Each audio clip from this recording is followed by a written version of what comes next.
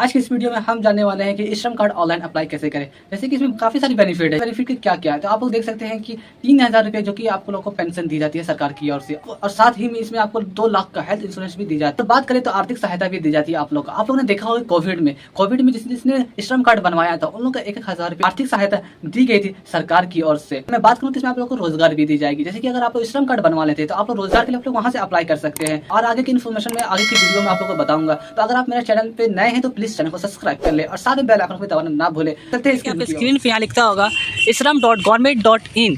तो आपको इस वेबसाइट के अंदर चल जाना है। अगर आप इतना भी नहीं कर सकते हैं तो मैं डिस्क्रिप्शन में इसका लिंक डाल दूंगा, जहाँ से आप डायरेक्ट यहाँ आ सकते हैं और अपना काम कर सकते हैं। देन सबसे पहले आपको गो टू मेन पेज का ऑप्शन आपको यहाँ पर आपके स्क्रीन पे दिख रहा होगा। तो सबसे पहले आपको इसे क्लिक करना है। देन क्लिक करने के बाद आपको नीचे आना है, और नीचे आने के बाद आपको एक ऑप्शन मिलेगा रजिस्टर ऑन ई श्रम। देन आपको सबसे पहले इसके ऊपर क्लिक करना है। के बाद आपके स्क्रीन में इस तरह इंटरफेस दिखेगा। देन सबसे पहले आपको एक मोबाइल नंबर डालना है। देन मोबाइल नंबर आपको वही डालना है जो आपके आधार पे लिंक हो। दूसरा नंबर आपको नहीं डालना है। अगर आप दूसरा नंबर डालते हैं तो आपको आगे चल के समस्या का सामना करना पड़ेगा, इसलिए आपको मोबाइल नंबर वही डालना है जो आपका आधार से लिंक हो। तो सबसे पहले अपना मोबाइल नंबर यहाँ पर आपको एंटर करना है। एंटर करने के बाद आपको एक कैप्चा का ऑप्शन मिलेगा, टाइप करना है।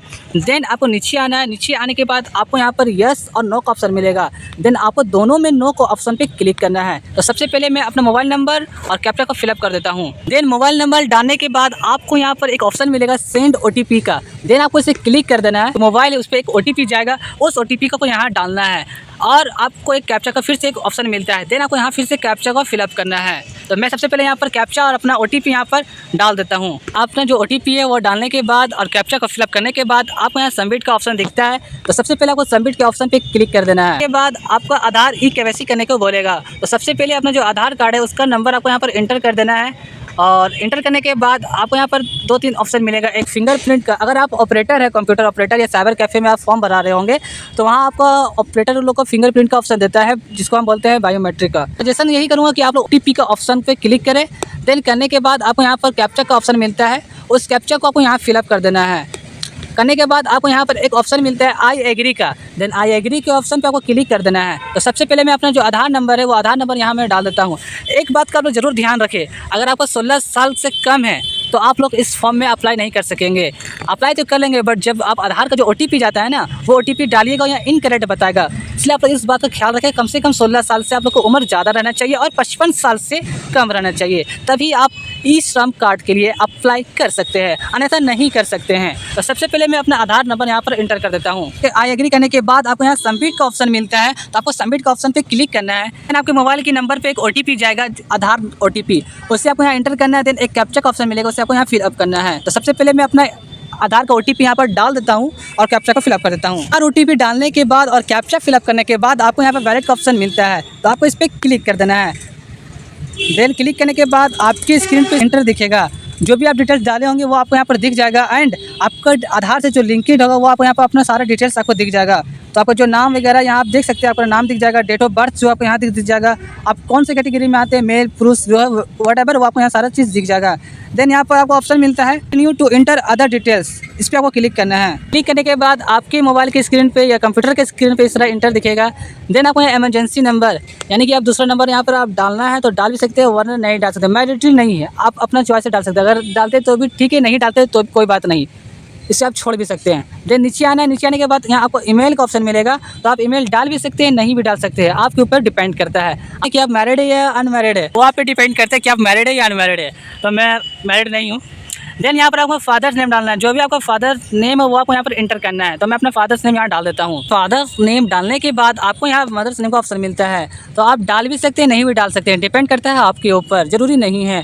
देन आपको नीचे आना है, सोशल कैटेगरी पे आपको डालना है, आप कौन सी कैटेगरी से बिलोंग करते हैं वो आपको यहाँ पर डालना है। तो सबसे पहले से हम क्लिक करता हूँ। क्लिक करने के बाद SC ST OBC and general का ऑप्शन आता है। आप जो भी कैटेगरी से बिलोंग करते हैं उसे आप चॉइस कर ले और यहाँ पर इंटर कर दे। तो मैं भाई जनरल से आता हूँ, तो मैं यहाँ जनरल का ऑप्शन पे क्लिक कर देता हूँ, यानी कि जनरल का ऑप्शन को चॉइस कर लेता हूँ।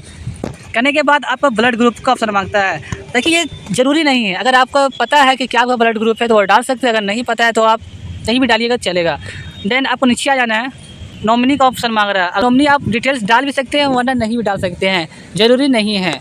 डाल दीजिए तो अच्छी बात है, अगर नहीं डालते हैं तो भी कोई बात नहीं है, कुछ इससे होने वाला नहीं है। देन नीचे आने के बाद आपको फिर नॉमिनी का एड्रेस डालना होगा। अगर आप नॉमिनी का नाम वगैरह डालते हैं तो आपको नॉमिनी का एड्रेस और नॉमिनी का जो मोबाइल नंबर है वो आपको डालना होगा। सारा जानकारी है नॉमिनी का तो आप यहाँ डाल सकते हैं। अगर नहीं है जानकारी तो आप यहाँ पर सेव एंड कंटिन्यू का ऑप्शन मिल रहा होगा, उस ऑप्शन पे क्लिक कर दे। स्टेट का यानी कि आपको राज्य का ऑप्शन दिखता है, आप कौन से स्टेट से बिलोंग करते हैं वो आपको डालना है। तो मैं झारखंड से बिलोंग करता हूँ तो मैं झारखंड को क्लिक कर देता हूँ। देन आप डिस्ट्रिक्ट चॉइस करना है, जो भी आपका डिस्ट्रिक्ट है वो जो भी आप डिस्ट्रिक्ट से आते हैं उससे आपको यहाँ पर चॉइस करना है। तो आप देख सकते हैं मेरा गिरिडीह है तो मैं यहाँ कर लेता हूँ। करंट एड्रेस अर्बन और रूरल पे आपको क्लिक करना है, क्लिक करना है। क्लिक करने के बाद एड्रेस लिंक 1 आपको दिखेगा, आपको यहाँ पर अपना एड्रेस डालना है। देन एड्रेस 2 लिंक दिखेगा, उससे भी आपको एड्रेस 2 लिंक पर डालना है।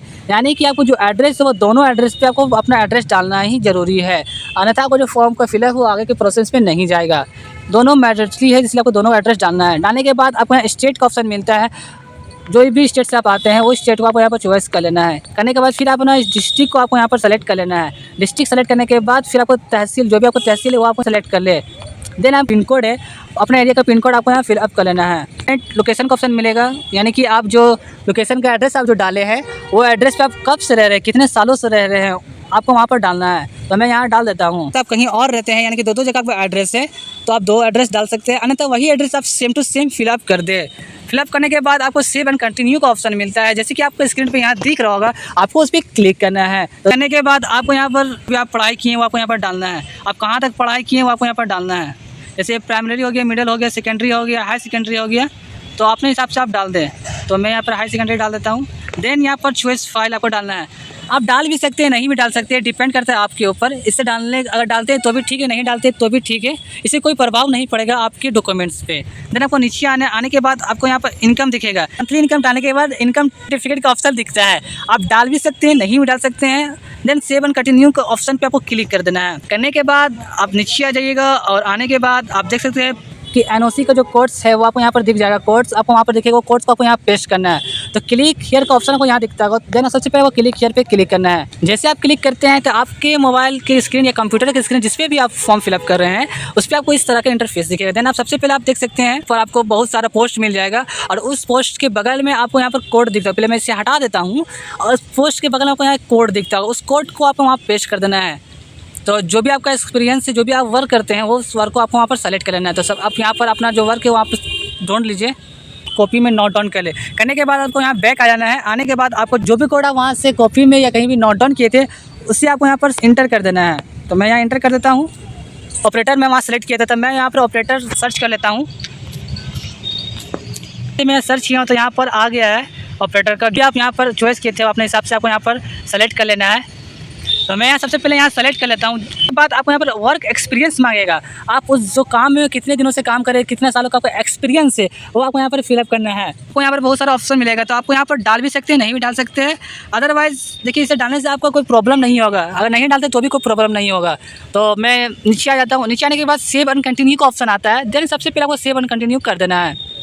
आपको बैंक डिटेल्स का ऑप्शन मिलता है, तो सबसे पहले आपको जो भी बैंक डिटेल्स है वो आपको यहाँ पर डालना है। तो बैंक डिटेल्स में सबसे पहले आपको bank account number, confirm bank account number मैं यहाँ डालूंगा। देन नीचे आने के बाद आपको यहाँ पर अकाउंट होल्डर यानी कि जो अकाउंट जिसका भी पासबुक वगैरह या अकाउंट जिसका है उसका नाम आपको यहाँ पर डालना है। देन IFSC कोड आपको यहाँ पर बैंक का डालना होगा। डालने के बाद आपको यहाँ पर bank name and bank branch automatic आ जाएगा। जब आप IFSC कोड डालेंगे और बैंक का अकाउंट नंबर डालेंगे और होल्डर नेम डालेंगे तो यहाँ पर ऑटोमेटिक वहाँ से उठ के यहाँ आ जाएगा। तो सबसे पहले यहाँ बैंक डिटेल्स यहाँ पर एंटर कर देता हूँ। स्क्रीन पे सर्च का ऑप्शन मिलेगा, तो आप यहाँ पे सर्च कर ले। जैसे ही सर्च कीजिएगा तो जो भी आपका बैंक नेम था और बैंक ब्रांच है वो ऑटोमेटिक आ जाएगा। तो मैं और सेव एंड कंटिन्यू के ऑप्शन पे आपको क्लिक कर देना होगा। यहाँ पर एक नया इंटरफेस दिखेगा, आप फॉर्म भरे थे उसका सारा डिटेल्स खुल के आ जाएगा और आप एक बार ज़रूर चेक कर ले। तो अगर कुछ गड़बड़ी हो गई या फॉर्म भरने में किसी तरह का कुछ नाम वगैरह या बैंक डिटेल्स में कुछ छूट गया तो आप यहाँ एडिट का ऑप्शन मिलता है, तो आप वहाँ से एडिट कर सकते हैं। हर चीज़ सही है तो आप यहाँ सबमिट कर दे। सबमिट करने के बाद आपके स्क्रीन पे इस तरह इंटर दिखेगा। एंड फाइनली जो आपका ई श्रम कार्ड है वो बन चुका है। देन आप देख सकते हैं यहाँ पर आपका SMS जा चुका है आपके मोबाइल के नंबर पर और आपको यहाँ पर डाउनलोड UN कार्ड का ऑप्शन मिलेगा। देन आपको इसे क्लिक करना है कि फाइनली जो भी आपका श्रम कार्ड था वो बन के रेडी हो चुका है। कोई भी प्रॉब्लम आपको होता है तो कमेंट जरूर करें। यहाँ तक वीडियो देखने के लिए thank you for watching my video.